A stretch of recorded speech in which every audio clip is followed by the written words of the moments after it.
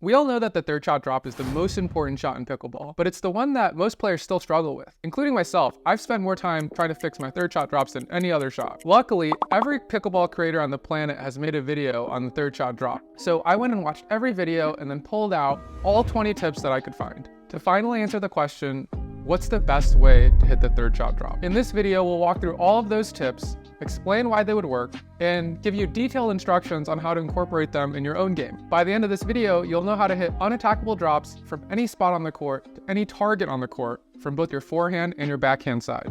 But first, what does a good third shot drop even look like? Zane Navratil describes it really well in this video. We don't want it high, but the higher you hit it, the more likely you are to make it.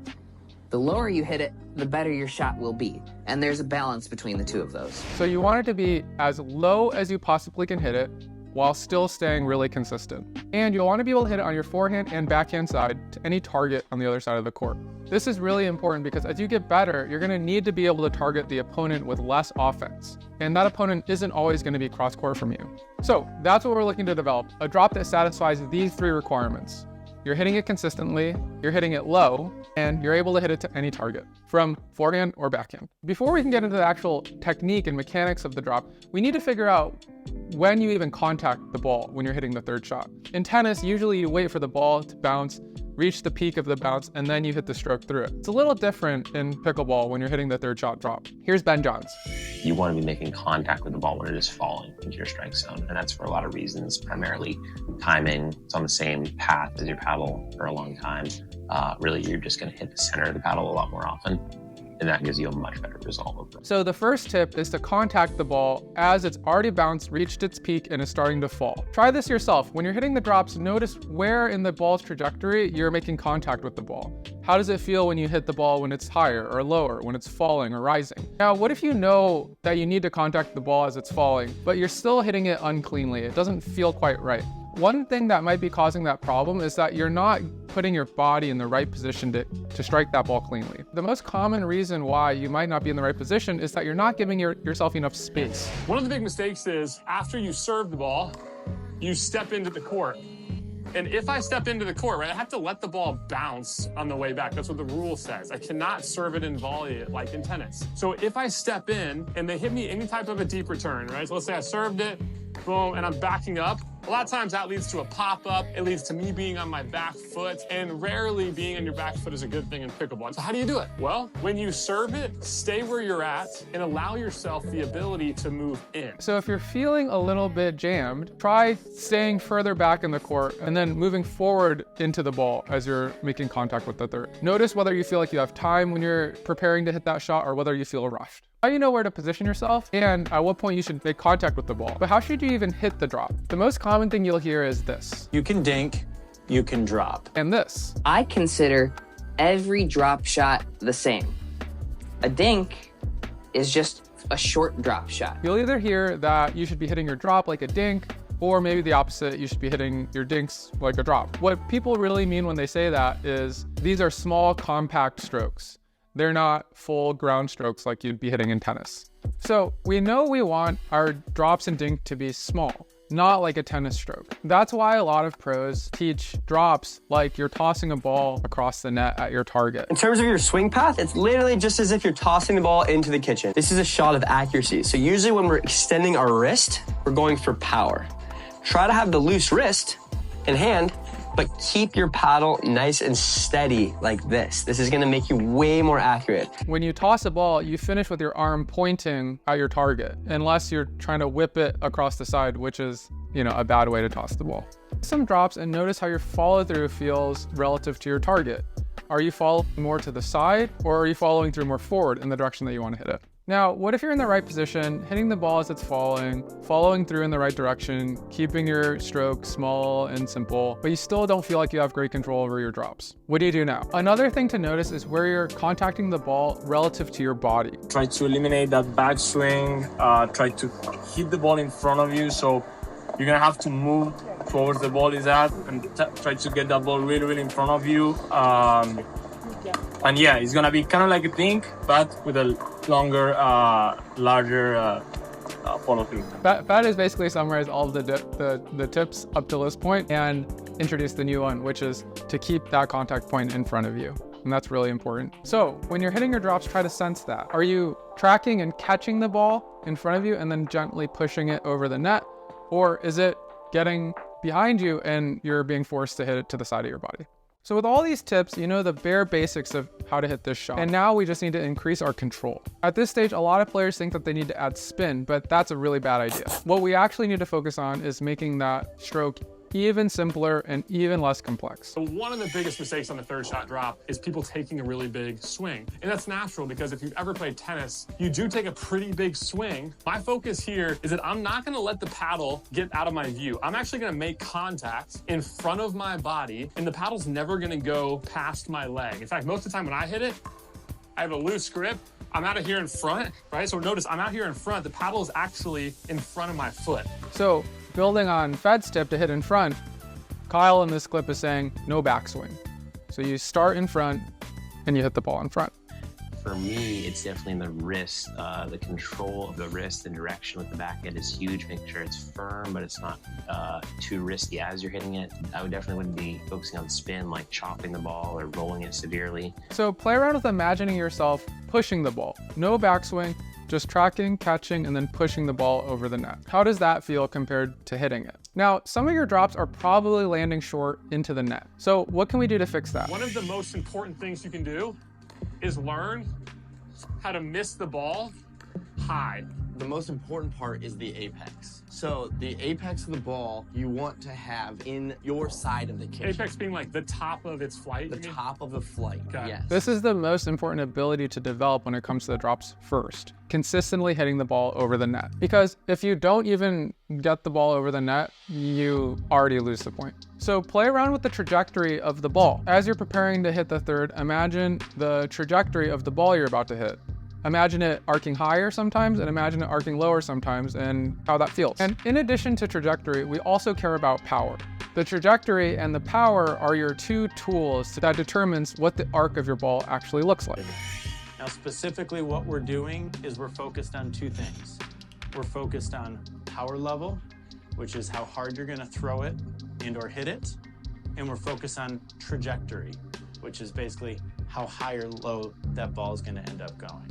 So try hitting drops with more or less power. And for the most part, how much or how little power you have has to do with how fast you're pushing through the ball.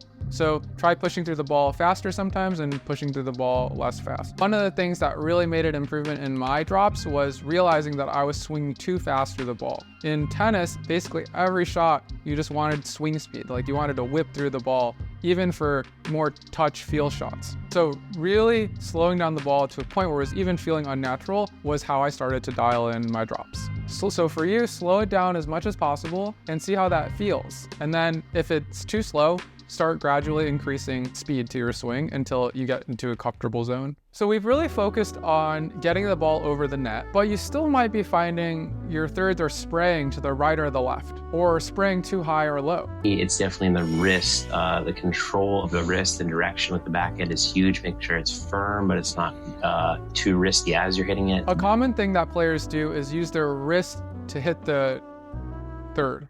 So they'll use their wrist to do the push motion. But actually, what you need to do is keep your wrist very firm. And that's true whether you're hitting a forehand or a backhand. Lock your wrist so you're not flipping it like this to generate power, and use the other parts of your body, your shoulder, your elbow, your arm, your weight transfer to get that power and guide that ball over the net. See how that feels. Now, after trying these first 9 tips, you should be starting to hit the ball pretty consistently over the net on your thirds. The next handful of tips are going to be more focused on making those drops less attackable. So the apex of the ball you want to have in your side of the kitchen. Apex being like the top of its flight, The you mean? top of the flight, Okay. yes. So if it's in your kitchen, the ball will be on its downward path coming across the net, more than likely landing in the opposite kitchen or your opponent's kitchen. If the apex is too close to the net, for example, it's here. It's still rising. It's as still It's still rising. rising as it's coming over. Yep. This is a ball that's more likely for me to be able To smash. So And here's a really interesting mental trick to try to hit a trajectory where the ball is falling down as it's reaching your opponents. For me, when I first started, I liked to pretend like the net was here at the non-volley zone or the kitchen line rather than up closer. If this became my net, then my height or the trajectory came up high from here. So I wanted to aim here so that the ball, when it did an arc across the net at the non-volley zone, rather than an arc across the kitchen. That way it helps the ball to drop into the kitchen as my drop came across.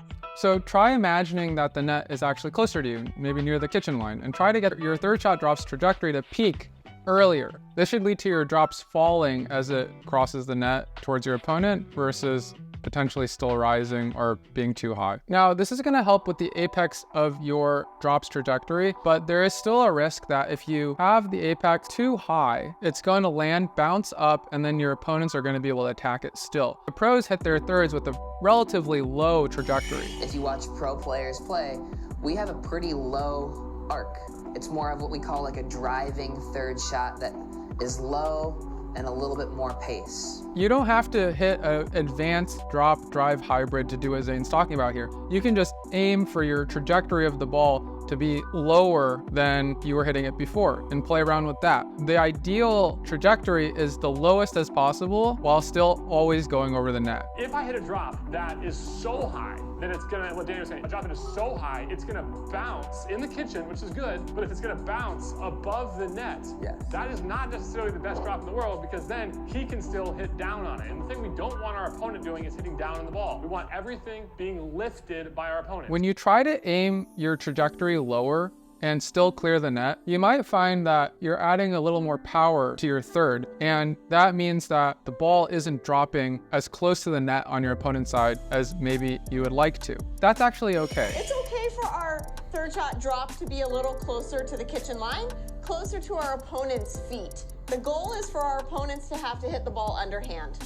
So even if they get it out of the air, but they're hitting it underhand, that's a good drop shot. It's better for the ball to be low with a longer trajectory than too high with a shorter trajectory. So try that, especially in games. Now, at this point, you've got the basics. You're playing around with the trajectory of your drops so that they're consistent and unattackable. Here's another way to lower the trajectory of your thirds and increase the chances that it bounces in front of your opponent. The tighter your grip, the less control you have. On the flip side, the looser your grip, the more control you have. Give it a shot. And it makes sense, like physics, right? If I hold this super tight and it comes off my thing, it's gonna bounce off like really hard. I think that's physics. If not, tell me in the comments below. I'm just trying to use smart words. And this one is really important and made a huge impact on my game. I almost always notice an instant difference when I start to think about loosening my grip when I hit these shots. It's the first thing I go to when my drops are feeling weird. I ask myself, oh, am I gripping the paddle too tight? So notice how hard you're gripping your paddle when you're hitting it. Dial into where you feel like it's the most comfortable for you. Next up is something that all advanced players do and intermediate and beginner players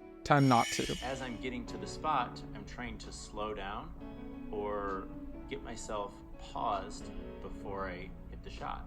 So what John is describing is what he's calling pausing and what other people call freezing. I think Zane has called it slowing or something. Point is that there is like a slowing down of time as you're about to make contact with the ball. John's doing it in dinks, but it's the same thing with drops. It almost guarantees that you're gonna be in the right position to hit the ball, because otherwise you're not gonna be able to slow everything down and pause before hitting the ball. So notice that before you hit the third, is everything in your body quiet, still, prepared, balanced? Or are you still scrambling to get into the right position to hit the ball? Next up, here's one that really, really helped me, and it's a tip that I've only ever heard from Callie. I'm not lifting my chest up as I hit it.